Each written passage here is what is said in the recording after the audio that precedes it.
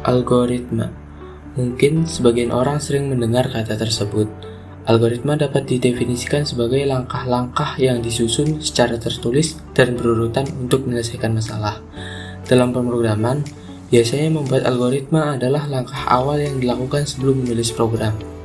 Algoritma sendiri ditulis menggunakan flowchart atau diagram alir.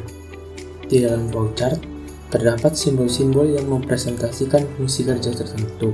Simbol-simbol flowchart tersebut diantaranya, yang pertama ialah terminal. Terminal digunakan untuk menyatakan awal dan akhir dari flowchart. Terminal disimbolkan seperti gabungan antara persegi panjang dan lingkaran. Yang kedua ada row, yang menyatakan arah proses yang bergerak dari satu simbol. Arrow disimbolkan sebagai anak panah.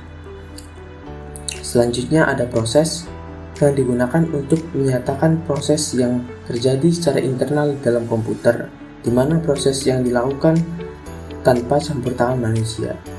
Proses disimbolkan sebagai persegi panjang. Lalu yang keempat ada input atau output, yang digunakan untuk mencetak atau memasukkan informasi maupun data. Input atau output disimbolkan sebagai jajar genjang. Selanjutnya ada konektor.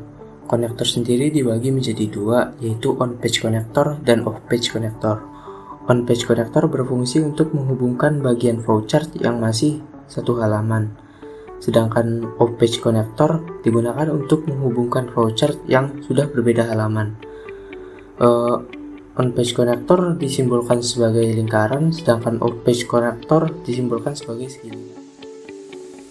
Lalu ada decision, yang digunakan sebagai pemilihan proses berdasarkan kondisi-kondisi yang ada. Decision disimbolkan sebagai belah ketupat. Selanjutnya yang ketujuh ada preparation, yang digunakan sebagai simbol untuk proses inisialisasi harga awal atau variabel. Preparation disimbolkan sebagai segini. Selain ketujuh simbol yang disebutkan, masih banyak simbol flowchart lainnya. Ketujuh simbol yang telah disebutkan adalah simbol-simbol yang sering digunakan pada flowchart.